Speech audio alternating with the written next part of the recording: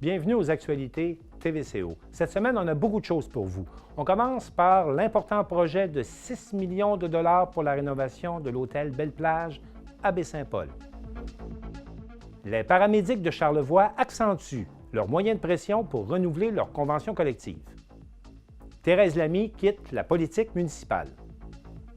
Beaucoup d'actions en vue pour le 7 novembre prochain pour les élections municipales. Les ingénieurs ayant participé à la conception du nouvel hôpital de Baie-Saint-Paul remportent un important prix. Le service pour les hommes impulsifs et colériques, le CHIC, change de nom et devient Évolution Charlevoix. Et enfin, comme à l'accoutumée, on va parler de sport en compagnie de Maxime Jaudoin. Bonne émission! Une nouvelle importante dans le secteur de l'hôtellerie de la région, l'auberge Belle-Plage à Baie-Saint-Paul fera l'objet d'un important projet de rénovation et d'agrandissement. On évalue le chantier à plus de 6 millions de dollars et j'en parle avec Élisabeth Tailleur. Élisabeth, bonjour. Bonjour, Martin. Élisabeth, la ministre du Tourisme était sur place à Baie-Saint-Paul pour procéder à l'annonce de ce projet. Exactement. Puis, donc, vous l'avez dit, là, 6 millions de dollars, c'est un très gros projet. Oui. Sur ces 6 millions de dollars-là, il y a 4 millions de dollars qui est donc donné par le programme d'aide de l'industrie touristique et 2 millions qui sera fourni par l'hôtel Belle-Plage. Donc, lors de cette conférence de presse-là, on a pu s'adresser avec le propriétaire, M. Philippe Trudel, qui nous parlait d'une préoccupation là, qui est la main-d'œuvre. On peut l'écouter. Cet argent-là est déboursé au fur et à mesure que les travaux sont complétés. Alors, c'est uniquement pour les travaux. Pour la formation, non, c'est pas visé par ça. Nous, notre formule pour le recrutement, puis on est quand même relativement chanceux parce qu'on est capable d'attirer des gens de l'extérieur de la région, mais la contrepartie, c'est qu'il faut les loger. Sinon, on a beaucoup de difficultés à recruter. Alors, nous, on s'en est bien sortis jusqu'à maintenant, mais je sympathise beaucoup avec mes compétiteurs collègues qui n'ont pas la même chance. Là, il faut vraiment adresser ce problème-là à court terme. La Chambre de commerce de l'Association des gens d'affaires de Baie-Saint-Paul a mis un programme pour justement loger certaines personnes qui viennent de l'extérieur pendant la haute saison. Je pense que c'est un projet pilote, ça doit se continuer, puis peut-être de le faire à plus grande échelle, parce que c'est beau d'avoir des saisons records, mais si on fonctionne à 80 de capacité ou 60 de capacité, tant pour la restauration que l'hôtellerie, bien ça nous fend le cœur, là, parce qu'on ne profite pas justement de l'effervescence. La ministre Caroline Proulx nous a également dit quelques mots. On peut l'entendre. Donc, avec l'ajout d'hébergement dans la région de Charlevoix, bien, ça va venir encore répondre aux demandes du marché où on l'a vu là, avec les Québécois qui sont restés au Québec, les touristes internationaux, on a besoin pour la relance d'avoir encore davantage d'hébergement. Vous savez, on travaille toujours en collaboration avec les villes, les MRC, les communautés locales pour s'assurer justement qu'il y ait un équilibre entre le nombre de touristes qui visitent une région désignée, sa capacité d'accueil. Alors, c'est impératif pour nous de travailler avec les communautés pour s'assurer que tout ça se fasse de belle et de bonne façon. Nos intentions au gouvernement du Québec, c'est de s'assurer que le Québec fasse du développement touristique responsable, durable. Il y a plein d'exemples qu'on a... en fait, il y a des annonces qu'on a faites au cours de l'été dernier du côté des îles de la Madeleine, parler des changements climatiques. Donc, il y a de l'érosion du côté des îles de la Madeleine. On a injecté de l'argent pour faire de l'enrochement et s'assurer, par exemple, du côté du camping Gros Cap aux îles de la Madeleine, que ce camping-là, que ce site exceptionnel-là puisse être préservé. Merci beaucoup, Élisabeth. Merci. Depuis juillet dernier, les paramédics de Charlevoix sont en négociation de leur convention collective et on a rencontré René Lavoie, le président du syndicat des paramédics, qui nous explique que le problème présentement dans les négociations, c'est pas tant les salaires, mais surtout les horaires. On l'écoute. Présentement, la situation, je vous dirais là, que c'est la demande est très élevée. Depuis le milieu de l'été, là, on parle en moyenne là, d'une quarantaine d'heures clinique, c'est-à-dire que les paramédics sont en moyenne 40 heures dans les véhicules. Au niveau là, du ministère, eux, pour la conversion des horaires, ils parlaient de 28 heures cliniques, ce qui était atteint depuis quelques années. Par contre, depuis le milieu de l'été, là, on est à 40 heures et plus, là, même 50 heures et plus dans les dernières semaines. Donc, les paramédics sont très en demande présentement. M. Lavoie nous a également expliqué qu'est-ce que le syndicat des paramédics de Charlevoix revendique auprès du gouvernement du Québec. Je vous dirais qu'on va faire du bruit, on va essayer d'avoir des réponses, de savoir qu'est-ce qui se passe, parce que là, présentement, là, ça n'a aucun sens, là. La population de Baie-Saint-Paul, même de Charlevoix-Ouest au complet, il y a uniquement un véhicule à l'heure qui répond là, de 7 h le matin à 19 h le soir. Après 19 h le soir, c'est des équipes factionnaires. Quand les véhicules ne sont pas partis en transfert ou sous d'autres appels, parce que là, étant donné qu'ils sont très demandés, donc ils sont souvent sortis, c'est souvent un véhicule de la Malbaie qui va venir couvrir à Baie-Saint-Paul. Donc le délai est encore plus augmenté. Il faut savoir aussi qu'en faction, les ambulanciers sont réputés être chez eux en attente d'avoir l'appel. Donc il y a déjà un délai d'augmenter de 15 minutes avant d'aller répondre là, à un appel. On parle avant que l'ambulance parte de la caserne pour aller là, à l'appel demandé. Donc c'est toujours des délais qui augmentent. Présentement, il n'y a rien arrivé de majeur qui a causé là, des préjudices à un patient à cause des délais, mais il ne faudrait surtout pas attendre que ça arrive. On a également questionné Émilie Foster, notre députée au gouvernement provincial, sur le sujet. Voici sa réponse. Les ambulanciers, c'est un problème qui n'est pas propre là, au niveau des horaires. C'est un problème qui n'est pas propre à la région, c'est-à-dire qu'il est vécu, ce problème-là, dans de nombreuses régions au Québec. Présentement, le ministère est en train de revoir l'ensemble des critères liés à la couverture ambulancière, à savoir qu'est-ce qui doit être classé dans quel type d'horaire. Donc, vraisemblablement, ça ira en 2022 pour qu'on ait le résultat de ce travail-là. Mais moi, je peux vous dire une chose, je défends fermement la conversion des horaires pour Baie-Saint-Paul, pour nos ambulanciers. Je suis parfaitement consciente de la situation dans laquelle ça les place, qui n'est pas toujours évidente et qui est précaire parfois. Je compatis beaucoup. On est en contact constant avec les ambulanciers. On leur parle souvent. On les a rencontrés l'an dernier, l'autre d'avant. On va les rencontrer cette année. Le contact est toujours là. Je peux vous dire que je travaille très fort pour qu'on obtienne notre conversion d'horaire ici à Baie-Saint-Paul. J'y tiens.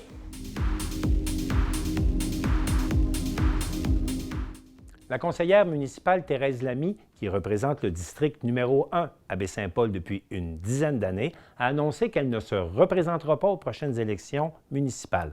On l'a rencontrée pour connaître les raisons et les motifs de cette décision, puis aussi pour porter un certain regard sur 10 ans de vie politique à la municipalité de Baie-Saint-Paul.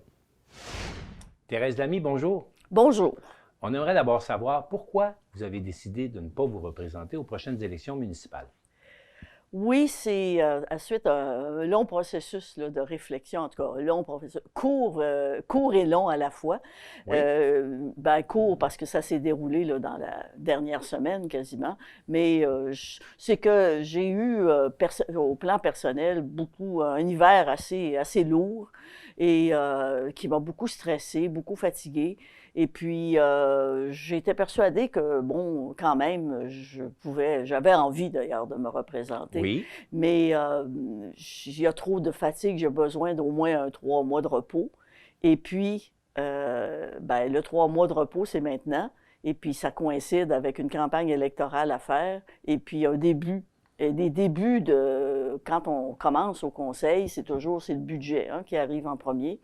Donc, c'est trop lourd pour moi à ce moment-ci de mon état de santé. Parce que ce n'est pas un mandat de tout repos d'être conseiller municipal. Jamais. C'est jamais un mandat. Vous l'avez fait pendant 10 ans. J'ai fait durant 10 ans, c'est pas un mandat de tout repos, il y a toujours du travail, puis c'est sûr que c'est un travail à temps partiel en principe. En principe. En principe, mais on fait avec les lectures, les rencontres, les participations au comité et tout ça. Et aussi, bien évidemment, les rencontres avec les citoyens, les téléphones, les courriels, tout ça. On parle de beaucoup plus que 25 heures par semaine. Ah oui. Bien, c'est-à-dire, on peut faire, mais c'est un minimum de 20 heures par semaine. Maintenant, après, ça dépend des disponibilités de chacun. Ça dépend aussi des choix que l'on fait dans la participation à différents comités. Alors, et moi, vous les avez multipliés au cours des années? Oui, j'en ai fait plusieurs. J'étais au comité, au CCU, au comité consultatif d'urbanisme, et ça régulièrement tous les mois. Des séances assez prenantes là, sur les dossiers que soumettent les citoyens. Oui, les demandes de modification de zonage, modification de zonage, les PIA, enfin, tout ce qui touche l'urbanisme dans la ville où les citoyens doivent faire des demandes. Puis le comité de ciel étoilé, le plan paysage, MADA, l'agenda 21, le comité de la bibliothèque, puis parfois des comités ad hoc là, qui se présentent selon les dossiers. Dans ce tourbillon de comités et puis de différentes participations à la vie municipale, si on portait un regard un peu sur les 10 dernières années, quel bilan vous en faites? Comment a évolué Baie-Saint-Paul, selon vous, depuis 10 ans, depuis que vous êtes au conseil de ville? Baie-Saint-Paul est une petite ville qui a des ambitions de grande ville. Oui. Et C'est bien dit. et qui est d'une vitalité extraordinaire. Il se passe, moi, ça fait 21 ans que je suis Oui, vous êtes revenue à arrivé Baie-Saint-Paul. autour des années 2000. Oui, mais je suis née ici, Oui, mais oui. je suis revenue, ça fait 21 ans, en 98 que j'avais acheté ma maison, donc un petit peu plus. Et au conseil, j'étais là 10 ans.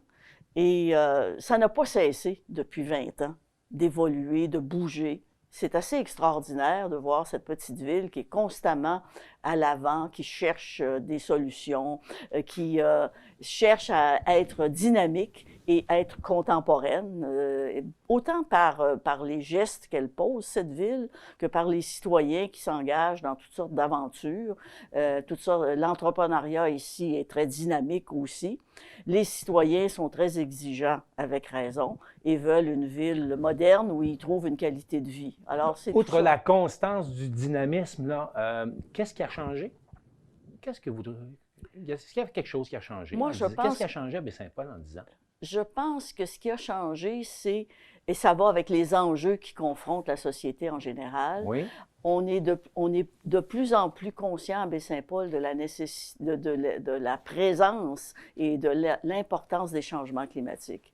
Je pense que la question de l'environnement a beaucoup progressé depuis 20 ans. C'est-à-dire la conscientisation des citoyens pour les gestes qui peuvent protéger l'environnement a beaucoup changé. Ici, je vais vous donner un petit exemple qui Oui, est très... quand je suis arrivée ici, on a décidé, après un certain temps, d'installer, la MRC a décidé d'installer les bacs verts, et puis ensuite les bacs bleus, puis là, les bacs à compost. Je me souviendrai toujours, quand on a installé et redistribué aux citoyens les bacs bleus et verts, Oui. il y a eu une vague de protestation. Il y avait même eu quelques lettres envoyées aux journaux locaux en disant « c'est quoi ça, ces affaires-là? On va être obligé, ça va être laid, ça traîne, et puis tout Et ça. » pourtant, c'est rentré dans nos habitudes. Personne ne parle de ça aujourd'hui. Mais parce que les gens ont pris l'habitude maintenant de trier leurs déchets, bon, ils pourraient le faire mieux, dira-t-on. Mais en tout cas, ils le font bien. Et puis là, ils ont commencé depuis quelques années, c'est le compostage.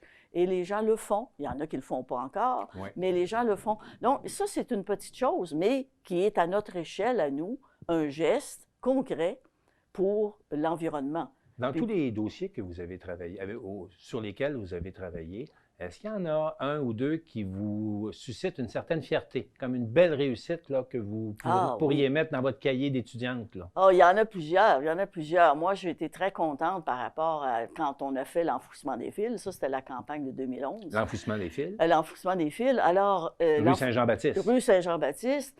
Ce qui me réjouit, c'est d'abord qu'on ait réussi à le faire, parce que rue Saint-Jean-Baptiste est beaucoup plus belle maintenant comme ça, mais qu'on ait réussi à le faire aussi sans qu'il y ait des coûts pour les citoyens.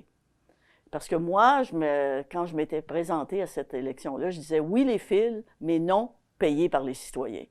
Et effectivement, ce qu'on a réussi à faire, grâce à Mme Jacinthe-Simard et à M. Bruno Labbé, ils se sont mis à la tête d'un comité de citoyens pour financer les fils. Donc, les fils ont été financés grâce à des dons. L'aménagement de la rue Saint-Jean-Baptiste et les fils ont été financés grâce... Bien, évidemment, il y avait des subventions aussi, là, mais on a recueilli quand même 650 000 $. C'est énorme pour une petite population. Et donc, on peut dire que nous avons eu les fils au centre-ville, mais sans que les payeurs de taxes de Baie-Saint-Paul déboursent une scène pour ça. Bien, parlant des taxes, là, au cours des 10 dernières années, la situation fiscale de la ville de Baie-Saint-Paul a connu des hauts et des bas. Ouais. Et on sait que c'est une pression constante sur les élus que le niveau de taxation. Alors, comment vous voyez que ça peut évoluer dans le temps? Parce que la ville de Baie-Saint-Paul a quand même un des taux de taxation les plus importants dans la MRC. Oui, oui et non. C'est-à-dire que je pense que le taux de taxation, n'oubliez pas, là, je pense que quand on parle de taxation, les gens oublient que on est une petite ville, il y a 5000 quelques payeurs de taxes. Contribuables. Contribuables sur la population totale. Alors, on finance des infrastructures. Les coûts des infrastructures ont augmenté considérablement. Dès que vous faites une route, l'aqueduc et tout ça, et puis il y en a encore à faire, Oui. c'est inévitable. Et on ne peut pas... on est un petit nombre pour financer les infrastructures et tout ce que l'on veut à Baie-Saint-Paul. Alors, de deux choses l'une, ou bien on réduit nos demandes, puis on dit, ben là, c'est correct, mais à Baie-Saint-Paul, on est ambitieux. Les citoyens veulent avoir des meilleures routes, ils veulent avoir des infrastructures plus modernes, ils veulent avoir des services, ils veulent avoir des loisirs. Tout ça, ça se paye. Et ça se paye avec, évidemment, les taxes. Donc, on ne peut pas... le dollar, là, il n'est pas élastique, hein, en fait. Dans ce contexte-là, comment vous voyez les enjeux du développement futur de Baie-Saint-Paul? Quelles sont les grandes lignes, les enjeux que vous croyez que auquel le prochain conseil municipal devra s'attaquer?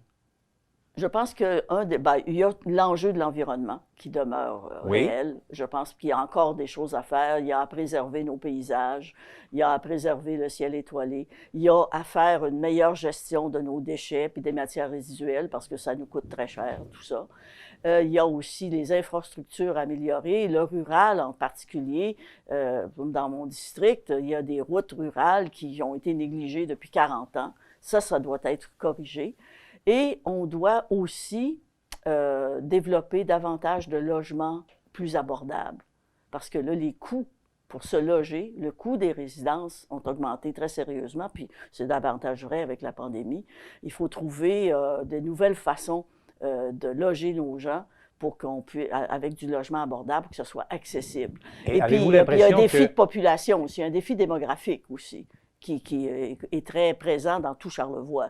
Et ça, on n'y échappera pas, là, parce que déjà, on est là-dedans, on manque de main-d'œuvre, comme pour tout. On manque de main-d'œuvre, on manque d'endroits pour accueillir nos travailleurs, les installer, puis faire de la rétention pour avoir des appartements ici. Puis on a besoin de logements abordables pour faire venir ici de nouvelles familles. Pensez-vous que la prochaine campagne électorale va pouvoir apporter des réponses à ces questions?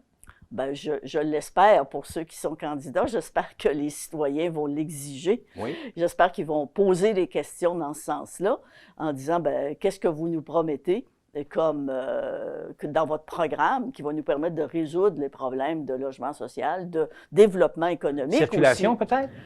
Oui, la circulation, il y a tout. Oui, la circulation est liée très étroitement à un problème d'encadrement ou du développement touristique de Saint-Paul. Parce que ça, c'est un enjeu aussi très important. Qu'allons-nous faire avec le tourisme durable? Est-ce que c'est ce qu'on veut? Et comment on va le réaliser? Ça, c'est un défi très important parce que le tourisme, pour nous, c'est un enjeu majeur. Majeur au plan économique et pour toutes sortes de raisons. Mais est-ce qu'on veut devenir Mont-Tremblant? Est-ce qu'on veut devenir, pour prendre un exemple plus gros, mais qui peut se répéter ici, une Venise ou une Barcelone, où on est envahi, où il y a du surtourisme? Alors, ça, c'est un enjeu. Ces enjeux-là vont se poser pour les prochaines élections. Absolument.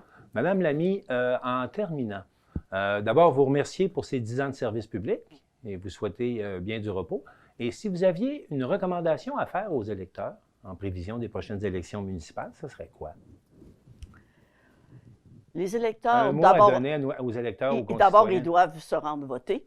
Ça, c'est la première chose. Oui. Mais ils doivent exiger que leurs candidats, tant à la mairie que dans les districts, soient des gens qui ont des valeurs et une vision collective pour la ville et pas seulement une vision de valeurs individuelles.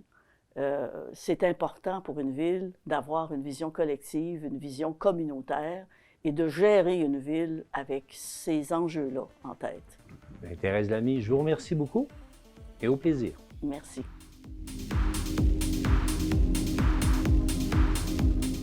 Maintenant que les élections fédérales sont chose du passé, on passe maintenant aux élections municipales qui se dérouleront le 7 novembre prochain. Et j'en parle avec Élisabeth Tailleur. Élisabeth, bonjour. Bonjour.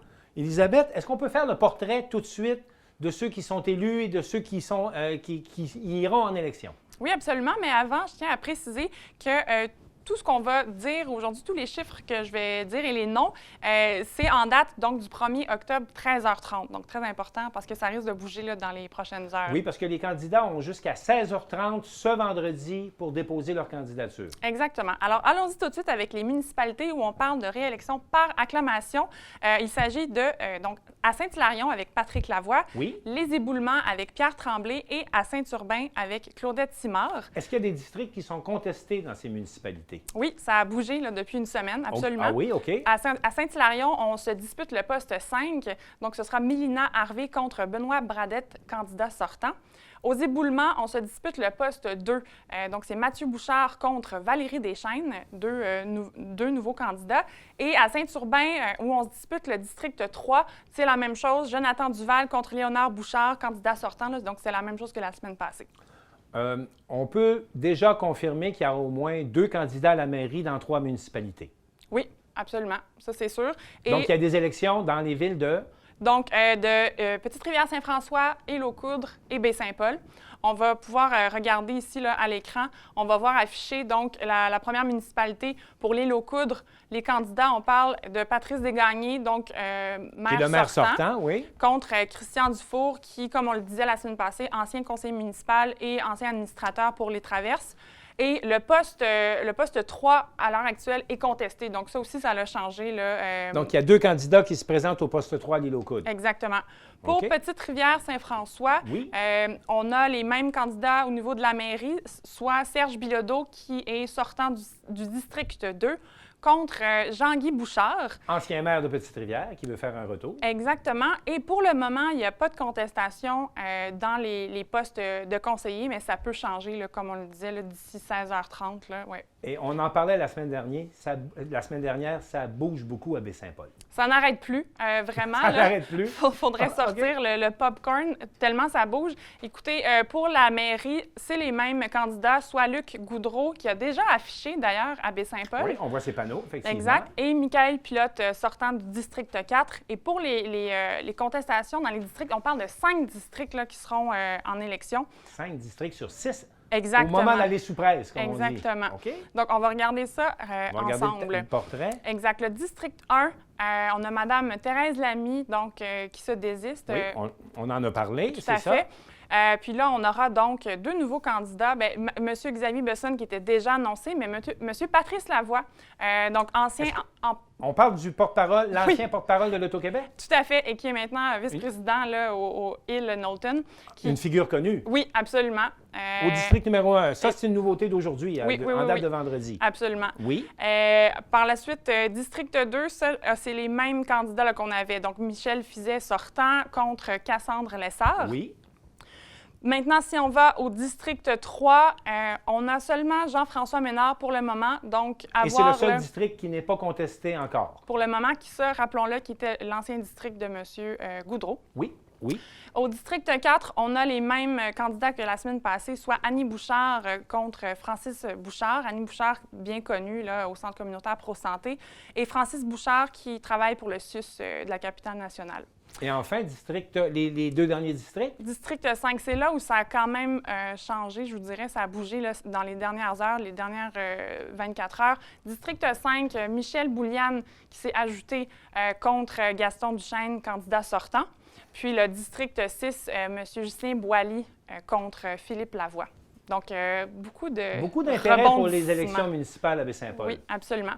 Et Martin, les candidats auront l'occasion de s'adresser aux téléspectateurs, aux électeurs sur nos ondes sur TVCO dans les prochaines semaines. C'est bien ça? Oui, effectivement. On a fait parvenir aux candidats à la mairie et aux candidats des districts de Baie-Saint-Paul, mais aux candidats à la mairie, on a fait parvenir une invitation afin de leur permettre de venir présenter leur programme et de répondre aux questions sur 3 thèmes qu'on a identifiés, là, qui sont la vie municipale, qui inclut la fiscalité puis les responsabilités d'une ville, le développement économique et enfin le 3e thème qui sera tourisme, loisirs et culture. Donc, autour de ces thèmes, les candidats ont accepté de venir en studio pour un format qui sera semblable pour tous, parce que c'est important aussi de donner le même format et puis la même possibilité à chacun de s'exprimer. Alors, dans les faits, je ne sais pas si on peut voir le tableau, mais on aura pour chaque candidat, aura donc 1 minute pour se présenter, on aura 6 minutes de réponse à 3 catégories de questions que je vous ai mentionnées qu'on va leur poser. Et chaque candidat a également la possibilité de faire une conclusion. Donc, vous aurez, ceux qui écoutent TVCO, la possibilité de passer 15 minutes avec nous, mais avec nos candidats pour leur permettre de se présenter. Donc, on a expédié cette semaine les invitations, puis on espère que les candidats vont accepter en grand nombre de se prêter à l'exercice et de venir nous voir. Parfait. Alors, on suit ça avec beaucoup d'intérêt. Puis, je rappelle que pour les élections municipales, on cherche toujours du personnel pour comptabiliser là, les votes et même juste pour gérer là, lors de la journée le 7 novembre prochain. Alors, c'est à suivre. Absolument. C'est à suivre. Et puis, comptez sur nous à TVCO pour être là. Et puis, pour demander et faire en sorte que les candidats viennent nous présenter leur plateforme et nous dire pourquoi ils désirent se faire élire. Donc, à suivre. Elisabeth Pailleur, merci beaucoup. Merci.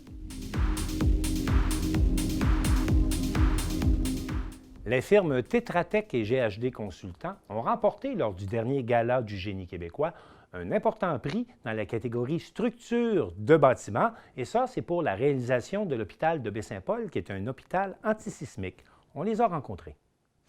J'accueille les 2 récipiendaires des 2 firmes là, qui ont remporté le prix. Alors, je m'entretiens avec Jérôme Bédard de chez Tetra Tech. Bonjour, M. Bédard. Bonjour. Et également avec M. Simon Arsenault de chez GHD. Messieurs, bonjour. Messieurs, bonjour. Permettez-moi de vous féliciter pour le prix que vous avez remporté. Avant de parler des travaux que vous avez réalisés, j'aimerais que vous me parliez de qu'est-ce qui caractérise le sol à Baie-Saint-Paul, parce que nous, ici, on se souvient que s'il a fallu construire un nouvel hôpital à Baie-Saint-Paul, c'est entre autres parce que l'ancien hôpital n'aurait pas résisté à un choc sismique. Alors, pouvez-vous me dire quel est l'environnement de travail dans lequel vous avez dû concevoir les plans du nouvel hôpital?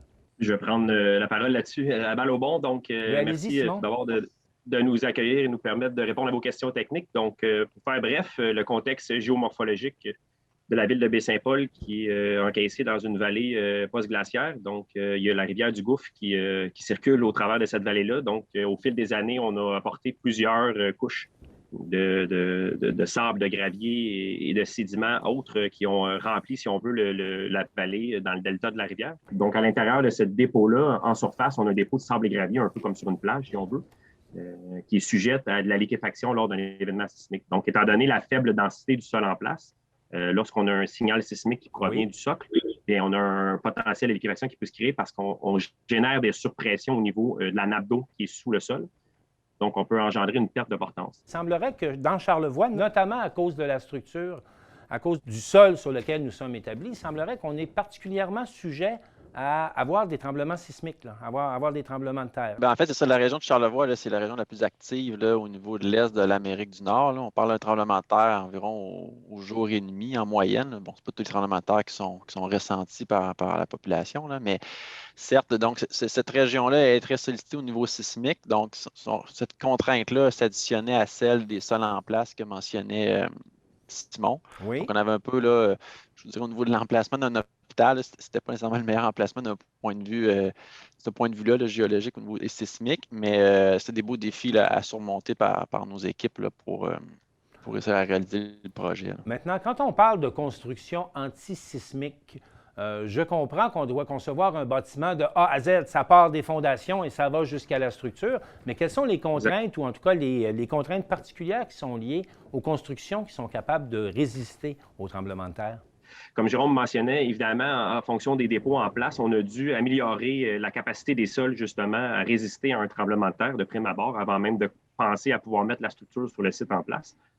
Parce qu'on a un bâtiment de protection civile, donc on doit s'assurer que le bâtiment, suite à un tremblement de terre de conception, donc un tremblement de terre avec une période de retour de 1 dans 2475 ans, pouvait répondre encore aux besoins de la population suite à un tremblement de terre majeur dans la région. Et c'est ce qui explique, entre autres, là, ce que l'on voit à l'arrière de vous, là, il semblerait que le sous-sol, la fondation de l'hôpital est comme évasée. Ça répond, ça, à un besoin d'absorber les chocs?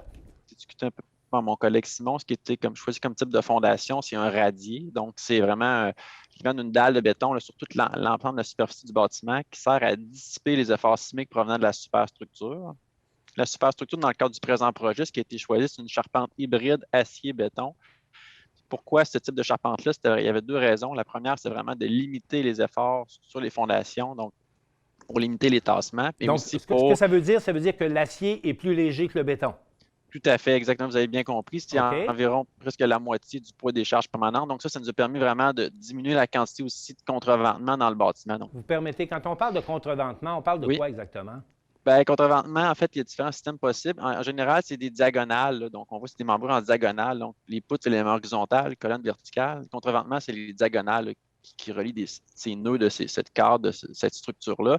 différentes formes possibles. Ici, on a choisi des systèmes là, qui permettaient de dissiper les efforts sismiques pour vraiment répondre aux exigences sévères de tremblements de terre de la région et également de limiter les efforts au niveau des fondations. Donc, parlant des exigences liées au tremblement de terre, est-ce que vous aviez une assurance à donner, par exemple, que cet hôpital peut absorber des chocs jusqu'à 4, 5, 6, 7 à l'échelle Richter? Oui, bien, tout à fait. En fait, ça, c'est dans le fond je dirais les codes et normes en vigueur. Dans ce cas-ci, c'est le Code national du bâtiment qui vient prescrire les efforts sismiques à considérer selon la localité et le type de sol. Et quel était notre cote à Petite-Rivière, à Baie-Saint-Paul? Quel était notre cote? Je vous dirais, comme je vous dis, c'est pas mal.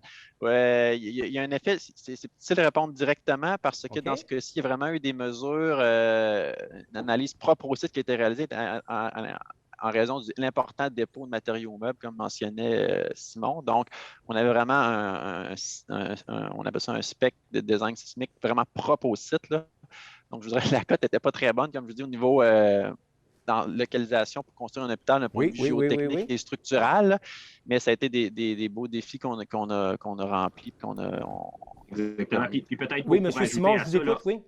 En 2 temps, évidemment, le site tel que mentionné tantôt, donc dû à la séquence de déposition des différents dépôts meubles au-dessus du socle, la portion supérieure dans laquelle le radier est fondé, comme je vous disais tantôt, présentait un potentiel de liquéfaction. Donc, un peu quand on marche sur une plage et l'eau est haute, on peut un peu s'enfoncer avec nos pieds si on veut. Oui. Donc, on avait un peu le même problématique ici sur le site à l'état initial du site. Donc, le traitement qu'on a appliqué en prenant des équipements avec des lourdes charges, par exemple des grosses masses d'acier qu'on laisse tomber à plusieurs dizaines de pieds dans les airs pour venir impacter la zone et venir la densifier, nous a permis justement d'obtenir un spectre propre au site qui était grandement amélioré par rapport au spectre initial. Donc, ces solutions novatrices-là nous ont permis, combiner avec la structure puis la géotechnique en un tout, d'optimiser, si on veut, l'ensemble des éléments de fondation. Mais également au niveau de la superstructure en acier, là, je vous dirais, c'est un peu... C'était pas usuel d'utiliser une superstructure en acier pour des bâtiments hospitaliers. De façon traditionnelle, on va beaucoup plus en béton.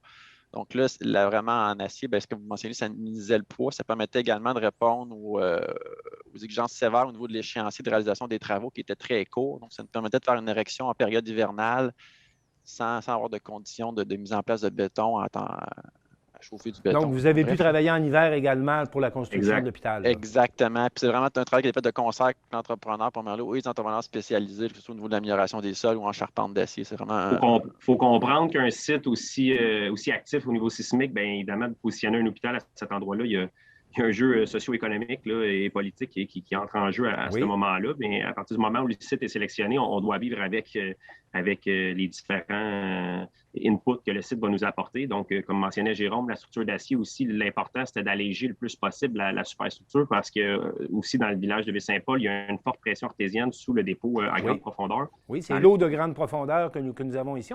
C'est abondant, l'eau courante ici. Là. Exactement. Donc, il faut comprendre que sous le dépôt de surface dans lequel l'hôpital est fondé, bien, on a un épais dépôt compressible d'argile. Donc, ça aussi, ça venait en ligne de compte. Donc, dans la séquence de construction mentionnée par Jérôme, on a dû attendre que les déplacements de la superstructure en cours de construction se mobilisent sur une certaine portion pour éviter, suite à la mise en place, par exemple, des panneaux architecturaux, de tout le système intérieur, qu'on ait de la fissuration excessive ou donc, vous avez eu à respecter un certain délai, je vais le dire comme ça, pour permettre à votre structure de se placer. Et puis de jouer au niveau des contraintes avant de faire les finitions autour de la structure. Exactement. Donc, ça aussi, ça l'a rajouté au défi, puis ce qui a permis vraiment, en collaboration avec Tetra Tech et l'équipe de Pomerleau et des sous-traitants spécialisés, de prendre tout ça en considération. Donc, le mode d'attribution particulier de ce contrat-là, qui est un mode alternatif de conception-construction, a permis la réalisation puis l'optimisation de ce projet-là dans son entièreté. De prendre en compte, par exemple, les spécificités techniques, mais aussi les méthodes de construction de mise en œuvre. Donc, combiner tout ça ensemble, bien, on obtient un projet optimisé au niveau des coûts. On pourra en parler peut-être un peu plus tard, mais au niveau de l'échéancier aussi, dû à la complexité du site. Bien, parlons des coûts. Est-ce que ces spécifications propres au site qui avaient été choisies, est-ce que ça engendre des déboursés supplémentaires? Je suppose que oui. C'est plus dispendieux un hôpital antisismique qu'un hôpital construit en béton dans un sol plus dur, je vais le dire comme ça. Monsieur Jérôme, peut-être là-dessus? Oui, bien, tout à fait, en fait. Puis, oui, ça représente des coûts supplémentaires, là.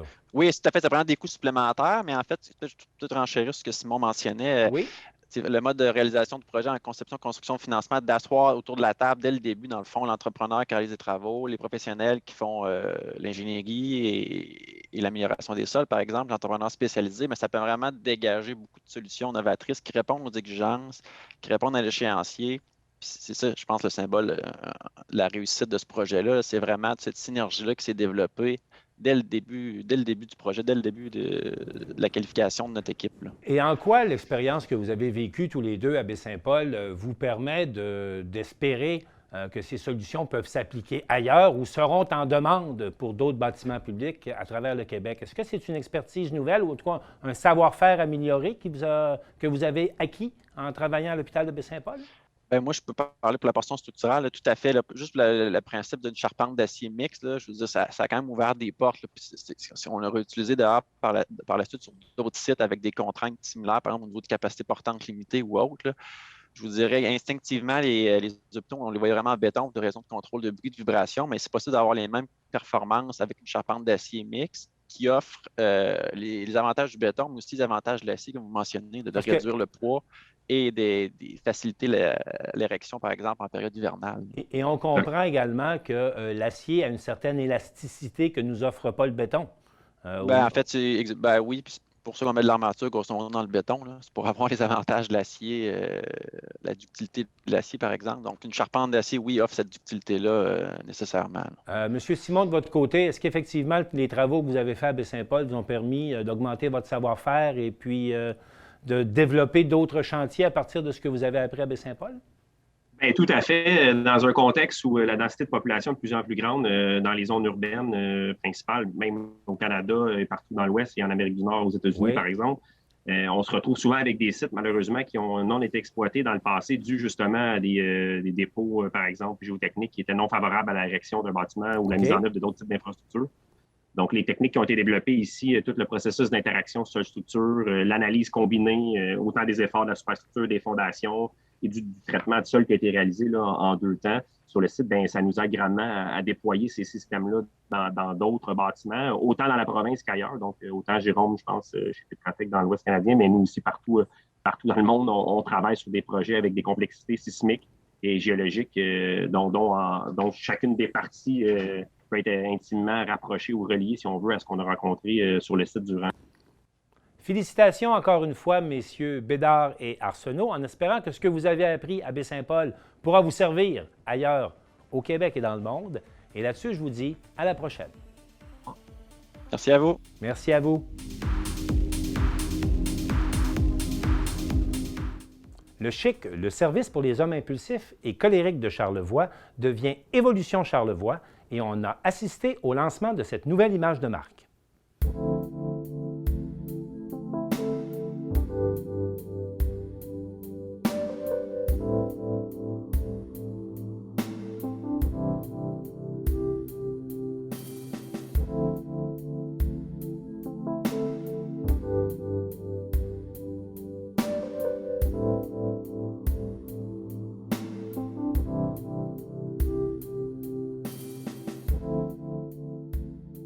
Bien, en fait, c'était un processus qu'on a fait pendant un certain temps. On a réfléchi.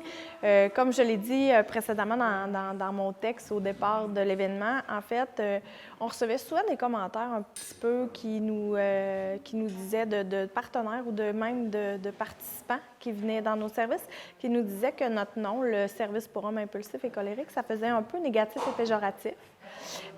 Puis, ça allait même jusqu'à l'envoi d'un message, selon certains, qu'on ne peut pas changer. Puis, évidemment, tout ça nous a beaucoup fait réfléchir, puis on s'est dit que c'était pas l'image qu'on voulait continuer d'apporter avec tout ce qui se passe actuellement au niveau des drames conjugaux, tout ça.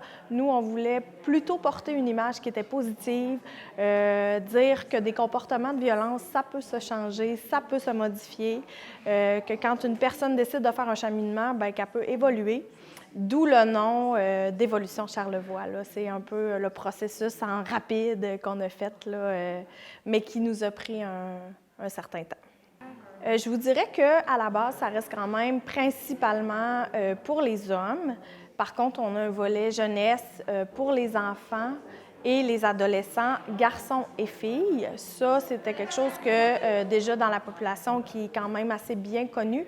Et depuis avril 2021, on a aussi le volet femmes. Évidemment, là, on s'embarque plus pour répondre à un besoin qui est plus spécifique, là, parce qu'on le sait qu'en violence conjugale, on parle à peu près de pourcentage de 80-20, donc 80 des gestes de violence sont commis par les hommes, 20 pour les femmes, mais on se disait que tant qu'à travailler en violence, violence sens large, mais aussi violence conjugale, bien, on voulait s'assurer qu'au niveau de Charlevoix, toute la population puisse être desservie là, au niveau d'avoir des services en violence.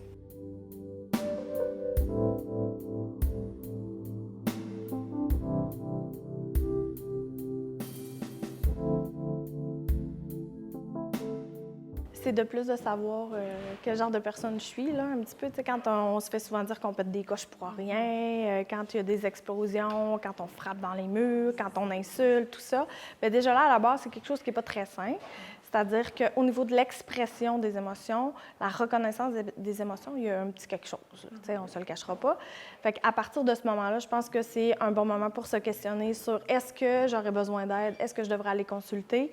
Fait que c'est à ce moment-là, je pense que les personnes doivent nous appeler pour éviter que l'espèce d'engrenage et d'aller plus loin dans les gestes qu'on pourrait poser. J'aurais envie de lancer un message un petit peu à toute la population, de dire que c'est pas vrai que la violence, c'est un sujet qui est tabou puis qui doit rester dans les familles. Au contraire, je pense que quand on est témoin, quand on voit des actes de violence, il faut prendre la parole, il faut dénoncer, il faut dire que c'est inacceptable. Puis, entre nous, avec nos proches, quand on en voit, c'est important de le nommer puis de dire « Hey, je pense que tu aurais peut-être besoin d'aide, tu pourrais appeler à cet endroit-là. » Je pense que c'est la meilleure façon de rejoindre les gens puis puis c'est sûr que nous, on est présents aussi sur les réseaux sociaux, au niveau des campagnes publicitaires, mais il n'y a rien qui a autant d'impact qu'un proche qui dit « Hey, je pense que tu aurais besoin, puis va chercher de l'aide. » C'est pas négatif, au contraire, faire une démarche pour changer des comportements, c'est tout à l'honneur des gens.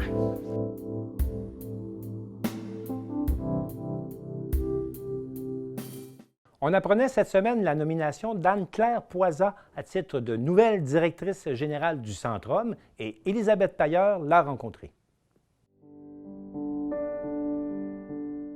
Anne-Claire Poisat a été récemment nommée à la tête de l'organisme Centrum Charlevoix. C'est un très beau défi que je relève avec fierté. Je suis très contente que les membres du CA m'aient choisi pour prendre la suite de Mme Lucie Carré, qui a fait un merveilleux travail jusqu'à présent pour donner un bel élan à notre organisme. Avec son parcours atypique, elle a su utiliser ses études en psychologie interculturelle en France et son expérience comme coordonnatrice dans Charlevoix pour œuvrer chez Centrum. Ça m'a fait vraiment du bien de retourner dans ce milieu-là. Et puis je pense qu'il y a beaucoup de travail à faire auprès des hommes. Là, je pense qu'il y a un vrai élan de leur côté aussi de vouloir reprendre leurs repères. Et puis je trouve ça vraiment chouette de pouvoir les accompagner. Là, c'est vraiment plaisant. Avec les nombreux féminicides qui sont survenus au Québec dans la dernière année, Anne-Claire Poisat pense qu'il est temps d'agir pour aider les hommes en difficulté. Aider les hommes, c'est une des solutions pour arranger cette situation-là, parce qu'il faut traiter le problème en amont, puis prendre les choses au départ. Puis c'est sûr que c'est important aussi de soutenir les femmes là-dedans, mais si on aide les hommes à se rééduquer, à reprendre leurs repères, c'est sûr que ça va forcément contribuer à l'amélioration de cette situation-là. Donc nous, on veut être là pour eux, on veut être une porte d'entrée pour aussi les amener à tous les services qui existent déjà actuellement. On travaille beaucoup avec nos partenaires. Plusieurs services sont offerts, dont l'hébergement 24 heures sur 24, 7 jours sur 7.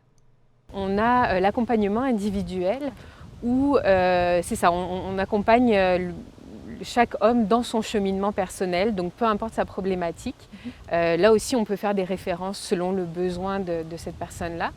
On fait aussi des activités de groupe. Ça peut être aller à la pêche, partager un souper. C'est vraiment pour briser l'isolement, puis échanger. Et puis, on a notre service d'hébergement qui permet aussi d'accueillir les hommes là, qui sont mal pris, peu importe la situation, pour pouvoir leur donner un toit l'espace de quelques jours ou quelques semaines, le temps de se retourner puis de se reprendre en main. Un nouveau local ouvrira à Maison-Mère dans les prochaines semaines. Pour parler, pour demander de l'aide ou tout simplement pour avoir un avis, n'hésitez pas à contacter l'équipe à l'adresse intervention@centrumcharlevoix.org ou par téléphone au 88 202 0997 de 9h à 16h.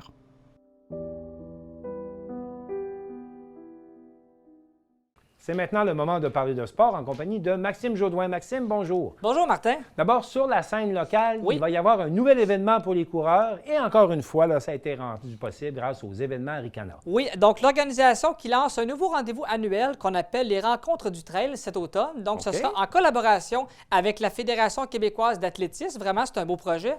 Première édition sous forme virtuelle, parce que oui, on a encore du virtuel là, avec les temps qui courent, là, comme on connaît la situation. Donc, on part du 3 au 7 novembre prochain, sous forme de colloque. Là, pour ceux qui savent un peu les colloques, ce que c'est, donc, on se rencontre pour en jaser. C'est quoi l'idée en arrière de ça? En fait, c'est pour discuter. L'idée, là, c'est de créer un momentum pour la communauté des coureurs, vraiment de courses en sentier. Et vraiment, l'idée, c'est de se rencontrer et parler, discuter d'initiatives qui vont arriver dans les prochaines années. Et là, là-dedans, on parle de plusieurs discussions, la sécurité d'un trail, la communication et la santé des coureurs, parce que c'est important. Ça s'adresse aux coureurs expérimentés ou au grand public? En fait, c'est divisé en deux. Là, il faut le rappeler, il y a des conférences qui vont être ouvertes au grand public, très intéressant. Et il y en a d'autres qui vont être réservées aux professionnels, donc pour les gens plus aguerris de ce fameux, là, de ce genre de course. De ce panthéon-là. Et voilà, là-dessus. Et fait intéressant, Patrice Godin, pour ceux qui le connaissent, comédien, mais également coureur, qui va être parmi les animateurs du premier soir de cet événement-là. Donc, on surveille ça du 3 au 7 novembre prochain. Absolument. Par ailleurs, la ville de Baie-Saint-Paul a procédé au dévoilement de ses activités de loisirs pour l'automne. Oui, il y en a beaucoup. Je vous le dis, là, il y en a beaucoup. Là. Donc, là, tant mieux. Oui, il n'y en avait pas l'an dernier. Absolument. Donc là, on est content de le retrouver. Donc là, depuis le 27 septembre dernier, dans le secteur aquatique, comme on peut le voir, on parle de bains familiaux, entraînement à la piscine au Centre éducatif Saint-Aubin. Donc la piscine, là, vraiment, là, on sait que c'est une activité qui est très, très prisée par les gens de Baie-Saint-Paul. Absolument. Également, 16 octobre, cours de natation qui va également rentrer en ligne de compte. Et là, on demande aux parents de s'impliquer avec le moniteur pour créer des duos parents-enfants. Et ça, je trouve ça une idée formidable parce que qu'est-ce qui est plus amusant pour un enfant que de faire ça avec son père ou sa mère? C'est fabuleux. Mais il y a aussi d'autres activités qui sont proposées. Oui, absolument. Donc là, on a le pickleball, le badminton, le volleyball. Qu'est-ce que c'est ça, le pickleball? Le pickleball, ça, c'est un peu ce qu'on appelle un peu du mini-tennis. Je vais appeler ça comme ça. C'est un peu le ping-pong version tennis. Il y a des terrains de ça au Genévrier et il y en a aussi à la ville de Baie-Saint-Paul. Exactement. Donc ça, c'est un sport qui est en populaire, qui commence à prendre des cordes. Donc pour ceux qui aiment le tennis et le ping-pong, là, vous avez pratiquement le terrain de jeu idéal là, pour pouvoir là, apprécier ce créneau-là. Est-ce qu'on peut encore faire du tennis extérieur jusqu'à quand?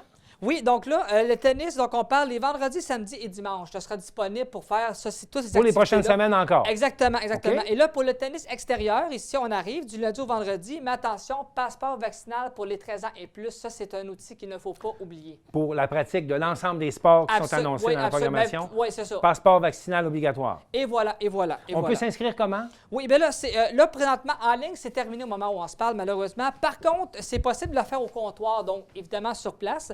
Depuis le 22 septembre, c'est possible de le faire. Donc, on arrive là, on peut s'inscrire et on a toutes les informations nécessaires sur place une fois qu'on a demandé, évidemment, quelle activité on veut faire. Alors, on sent vraiment que ça reprend les activités de loisirs. C'est lancé. Oui, avec le passeport, c'est demandé le passeport, mais c'est lancé partout, évidemment. Parlons maintenant un peu des grandes ligues. D'abord, au moment où on enregistre le bulletin de nouvelles, ça augure mal pour les Blue Jays de Toronto. Ça va pas très bien. Et là, comme on voit ici le tableau, là, on va un peu décortiquer ça. Là, il y a eu une petite modification, mais pas grand-chose.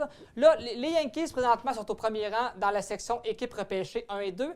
Là, présentement, les Mariners qui dépassent les Red Sox sont à égalité, mais les Mariners, présentement, sont dans le portrait. Alors, deuxième. Et là, ensuite, on a Boston et les Jays qui sont à un match de retard. Là, oui, ça... Là, il y a deux équipes qui vont passer aux séries. Là. Et voilà, deux équipes là-dedans. Présentement, on aurait les Yankees ainsi que les Mariners qui passeraient. C'est encore à jouer parce que là, il reste un week-end de balle à faire. Donc là, pour Toronto, vraiment, ça va être... C'est corsé parce que là, il y a un match, évidemment, comme on le voit, qui sépare. Mais là, pour Toronto, là, on termine la saison face aux Orioles de Baltimore. Il reste combien de matchs? Il reste 3 matchs? Il reste 3 matchs. Il reste 3 matchs pour Toronto à jouer. Là, honnêtement, Toronto, là, c'est pas compliqué. Du moment que Toronto, avec ce tableau-là qu'on voit, là, du moment que Toronto perd un match contre les Orioles, c'est terminé pour eux autres. Donc, il n'y a plus de marge de manœuvre. Il faut remporter pratiquement les 3 matchs parce qu'après ça, là, les Yankees affrontent les Rays, les Red Sox affrontent les Nationals et les Mariners affrontent les Angels. Au niveau du calendrier, Toronto a le calendrier le plus facile pour terminer la saison, mais du moment qu'on perd un match avec les autres équipes, c'est terminé. Ou que les autres équipes remportent 1 ou 2 matchs aussi. Oui, et voilà. Il faut remporter des matchs, mais il faut espérer que les équipes aussi n'en perdent un peu, mais c'est là que ça commence à être compliqué pour eux. Là. Alors, ça va se décider dans les prochains jours. Absolument. Autre chose qui se déroule dans les prochains jours, le Canadien va terminer son camp d'entraînement. Oui, donc là, en fait, il reste 4 matchs préparatoires pour le CH. Donc là, au moment où on se parle, en fin de semaine, ce soir, en date d'aujourd'hui. Vendredi soir, oui. Et voilà, et samedi contre Ottawa, donc un match à Ottawa ce soir, et samedi, ce sera à Montréal contre la même équipe. Par la suite de ça, mardi le 5 contre Toronto et jeudi le 6 Ottawa. Donc là, ça nous reste là-dedans. Début de la saison, 13 octobre contre Toronto, un classique évidemment, bien sûr. Là, on commence à retrancher des joueurs évidemment dans ce fameux camp-là. Là, on parlait... On les envoie où dans ce temps-là? On les envoie aux Roquettes de Laval ou on les envoie dans le club école? Oui, bien, il y a certains joueurs qui vont tourner dans la Ligue à JMQ pour terminer un peu leur segment pour la Coupe Memorial. Donc là, on passe, mettons, à Xavier Simoneau, à Joshua Roy qui ont été retranchés. Et là, il y a eu parce que là, au moment où on se parle ce matin, il y a eu 19 joueurs qui ont été retranchés et tous ces joueurs-là s'en vont directement à Laval. Dans ce créneau-là. Donc là, notamment, Xavier Ouellet qui a été retranché, qui est le plus connu des joueurs. Qui n'a pas été repêché par les autres ligues, il était au repêchage, lui. Xavier Ouellet, lui, c'est un joueur déjà dans les mineurs. Là. Lui, à chaque année, il monte en espérant faire le club, mais lui, à chaque année, il est retranché. Il redescend. C'est ça, exactement. Mais bon, capitaine avec le Rocket de Laval, c'est parfait, mais n'empêche que même si tu es capitaine là-bas, tu ne fais pas le club, bien finalement, tu n'es pas plus avancé. Vos commentaires généraux sur ce camp d'entraînement? On a vu des bons joueurs performer. Là, moi, par contre, le joueur qui m'inquiète actuellement, c'est Ryan Peeling. Ce gars-là, actuellement, on le voit comme étant le centre numéro 4 de la formation. Il y a de la place pour lui. Par contre, lui, c'est un poste à perdre. Et je peux vous dire que ce qu'on a vu de lui depuis le début du camp, c'est so-so. Il va falloir qu'il en donne plus parce qu'à l'heure actuelle, si la formation devait commencer ce soir, Ryan Peeling, je ne suis pas sûr qu'il serait vraiment dans la formation parce que là, on a Cédric Paquette et Mathieu Perreault qui peuvent prendre aussi le poste de centre si le besoin s'en fait sentir. Donc vraiment, Ryan Peeling, lui, pour les 4 derniers matchs, il faut montrer vraiment le tout pour le tout parce que sinon, je vous le dis, c'est à Laval qui va commencer la saison. Maxime Jodoin, on compte sur vous pour nous tenir au courant. Avec grand plaisir, Martin. Merci beaucoup. Alors, c'est tout pour les actualités TVCO cette semaine. On espère que ça vous a plu. À la prochaine.